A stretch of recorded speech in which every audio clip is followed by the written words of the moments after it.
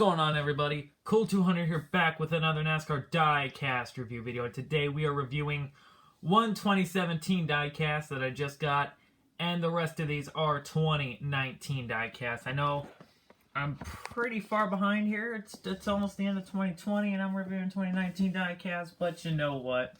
It'll be okay.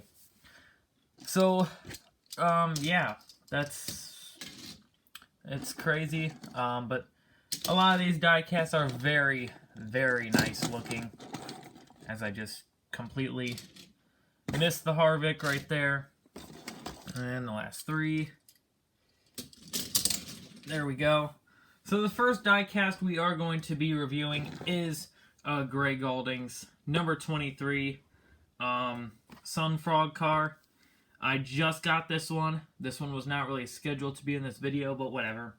So we'll just take a quick look at it here. As you can see, it is the 2017 Toyota Camry.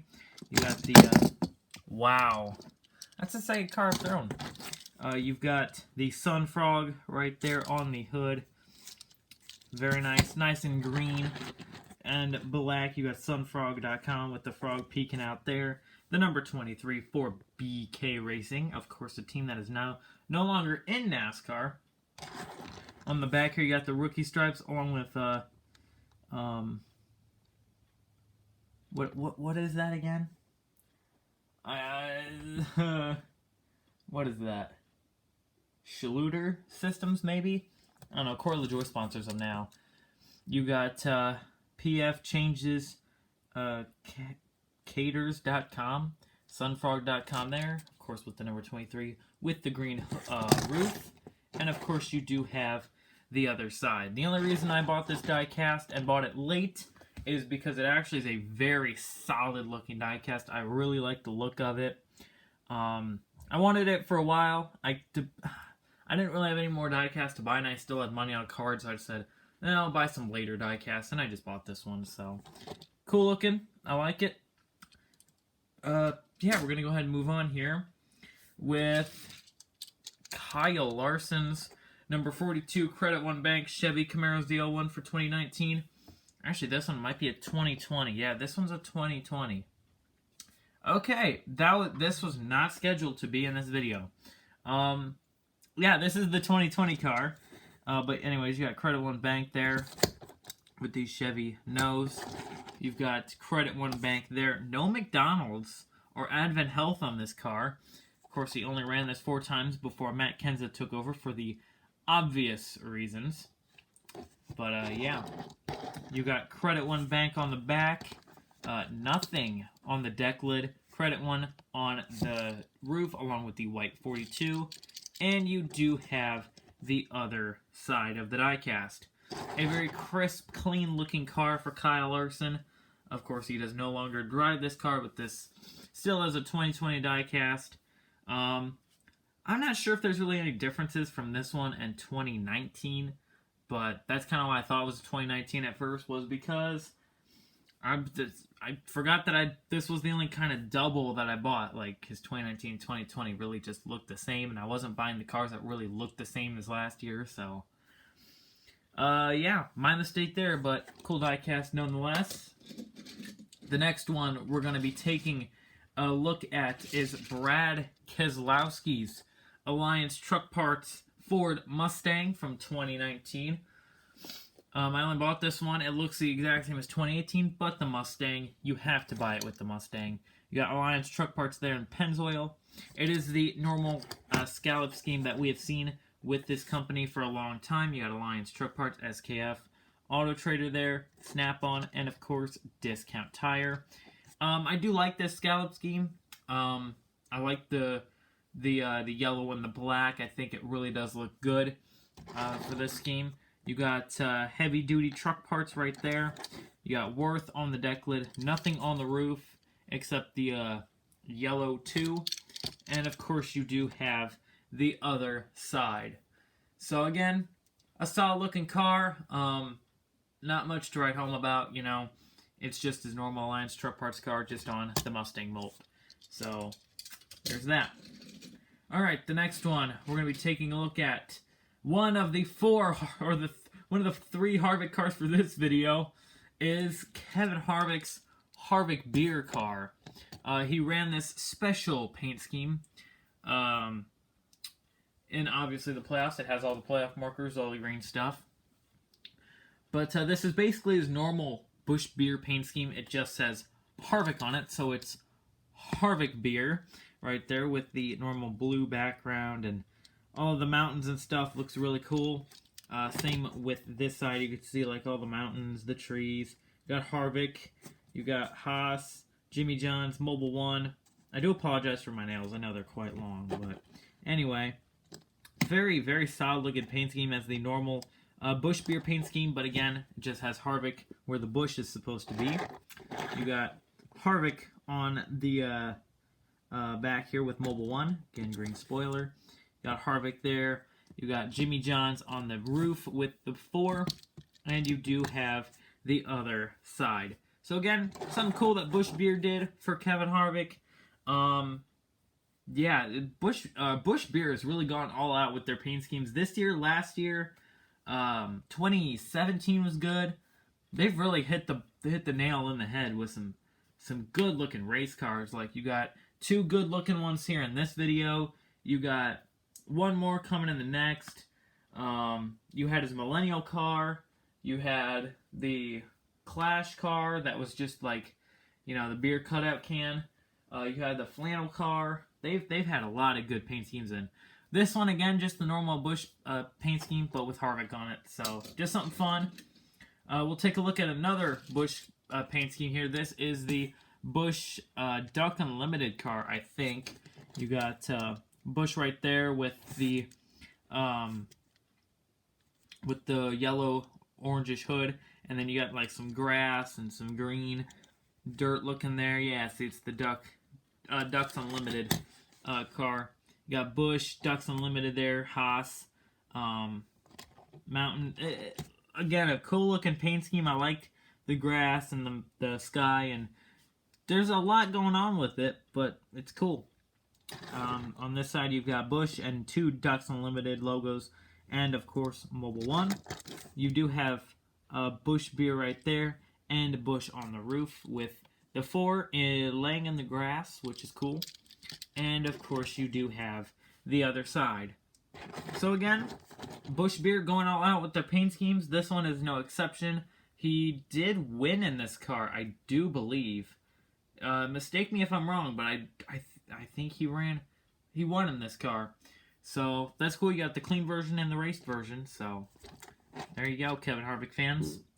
Oh yeah, I forgot to mention the Busch Apple car. That one was pretty cool. We'll go ahead and finish out the Kevin Harvick paint schemes with Kevin Harvick's Busch beer xgen car. So kind of like the Millennial car, you got the xgen car. So you got Busch beer xgen right there on the black hood. You've got gnarly dude. Some surfer would say there. You got Busch, Boombox, Jimmy John's, Mobile One. This is a crazy design. You've got, it's like a 60s or 70s style look here. You've got the green neon 4.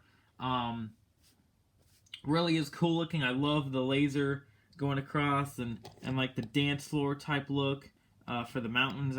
That's actually really cool. The checkered back here, you've got For the Cup, Busch beer xgen Mobile One. Back here you've got Brewski with the Busch beer can on a skateboard. That's pretty cool. You got the 4 there outlined in pink. That's interesting. With checkered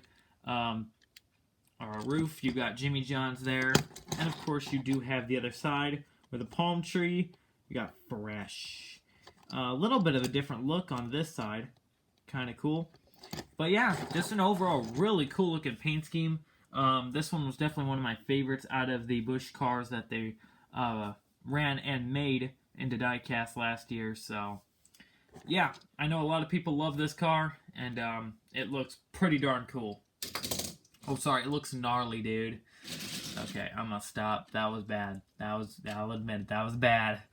Alright, the next car we're gonna be taking a look at is Ryan Blaney's Libman Menards car. he ran quite a few of these Menards base paint schemes. He's ran this one, the Knopf one, he ran the Richmond one. There were quite a few that he's run, and I know Matt DiBenedetto's and Paul Menard ran some last year, so... yeah, but anyway, this is the Libman one. You got Libman cleaning since 1893 with a Libman broom right there and Pennzoil. You've got over here Menards, Dex, Images, Knopf, Richmond, and Libman over there with, of course, the green style. If it was Knopf or Dutch Boy or something like that, it'd be blue, you know, but it's kind of what Menards does for their little sponsors is throw them on the hood with a different paint scheme or a different color.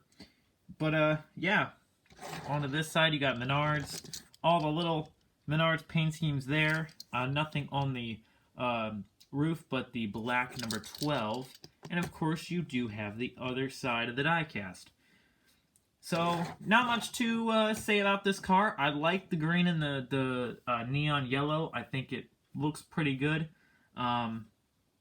for sure, but, you know, it's just a normal Menards paint scheme for Ryan Blaney. I do not have the Knopf one, believe it or not. I should have got that one, but anyway, yeah, there's that. We're going to go ahead and take a look at another Ryan Blaney one real quick.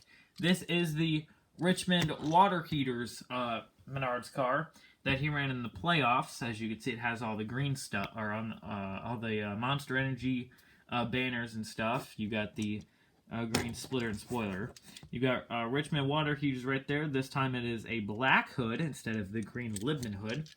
And again, there's all the black on the side. You got Knopf, Moen, I think, Menards, Richmond, and Dex Images right there. So, just like the Libman car, but has a few different sponsors on it, and is black. So, yeah, you've got Menards right there. Again, all the Menards sponsors. Nothing on the roof but the black 12. And, of course, you do have the other side of the diecast. So, he ran this in the round of 12. I don't remember what race it was, though. But a very cool looking paint scheme nonetheless. I do actually prefer the black over the green because black really goes with anything in my opinion. So, but yeah, really cool looking diecast for sure. Alright, the next one we're going to take a look at is Austin Dillon's Real Tree number 3 for Richard Childress Racing. As you can see, it's kind of like a woodsy car. You've got like this bark tree looking stuff. You've got Real Tree on the interesting hood here. And then you move on to the side here, and you've got Real Tree, Dow, Bass Pro, AAA Insurance, American Ethanol. But yeah, it's got like bark on the top here. You've got this weird red and black striping going across, and then this orange. I'm not sure what that orange is supposed to represent, but it kind of looks cool. I will say, I think it looks cool anyway. On the back here, you got Real Tree. You got Real Tree on the deck lid and the roof with, of course, the 3 right there. And you do have the other side of the diecast. So again, it's not by any stretch of the imagination a bad-looking diecast or paint scheme. I like it personally, but it just kind of looks weird with the red and the black. I'm not sure what that's supposed to tie into, but cool nonetheless. Looks nice, and it's kind of weird to see a bark-looking car on the racetrack. So I think Tyler Reddick took over Real Tree as a sponsor for this season. So, but anyway, moving on, we have Clint Boyer's Rush Truck Center's Ford Mustang for Stewart Haas Racing. As you can see, you got Rush Truck Centers on the roof here with some yellow and black. You got the side here, you got Rush Truck Centers, Haas Mobile One. That's it. They could have put another sponsor here, but they didn't. You got some red, this like weird, like kind of ribbon looking thing. Like it kind of looks like a ribbon there. It kind of cuts off. Kind of weird, but whatever. Over here, you got 2 Rush Truck Centers logos there. In the middle, we got the GT. Rush Truck Centers on the deck lid and 2 more logos on the roof with, of course, the number 14. And you do have the other side of the race car. with a beautiful damage chip that was not there before. I'll have to fix out the sharpener. But anyways, good looking car. This one was actually surprisingly really hard to find. I know they made this one for 2020 as well, so it's kind of like a 2020 diecast, but yeah, this one for 2019 at least was very hard to find. It took me a little while to find it, but when I finally did, I jumped on it because I honestly didn't think they would make it for 2020. But they did. But it's okay, because I got this one, so yeah. And the last diecast we're going to be taking a look at is Bubba Wallace and the number 43 Plan B Sales car. Yeah, Plan B Sales jumped from the number 32 Go Fast car to Bubba Wallace. I don't see why not. You got some name recognitions there. Right around the hood, you got the big old B right there. You got some blue, you got some black. A lot more names there. You got U.S. Air Force, Impact, Pioneer, Plan B Sales, Mack Trucks. A lot of sponsors there for Bubba Wallace. This paint scheme's really just kind of all over the place. It's got like a ribbon, like weird shockwave effect here. You got, of course, the petty swoop. You got just all kinds of stuff going on here, really. It really is a crazy paint scheme. You got Plan B Sales and Alsco on the bumper. More names on the deck lid and the roof. They're hard to read, though. You got the weird 43 there. And, of course, you do have the other side with more names, of course. So good. A nice-looking race car. It just kind of looked weird. He only ran this, I think, once or twice, maybe. Definitely not many times, if not more than once. Maybe only once. I'm pretty sure he only run this once. But anyways, yeah, that's all I really have for you guys today. I hope you all enjoyed this video here. Very interesting diecast, that is for sure. So let me know down in the comments below which diecast were your favorites. Yeah, and jeez. While you're down there, why don't you go ahead and hit that subscribe button? I'd say 1 subscribe equals 1 car saved, because I just dropped one. But anyway, guys, I hope you all enjoyed this video. I sure did enjoy making it. We are not done catching up. I have one more 2019 diecast review video to make, and I'm actually getting more customs for 2019. So yeah, stay tuned for those. But for now, guys, I hope you all enjoyed. Please like this video, leave a comment, subscribe for more. Let me know again which diecast was your favorite down in the comments below. Mine are, of course, the front two. And I'll see you guys in the next diecast review video. Peace out.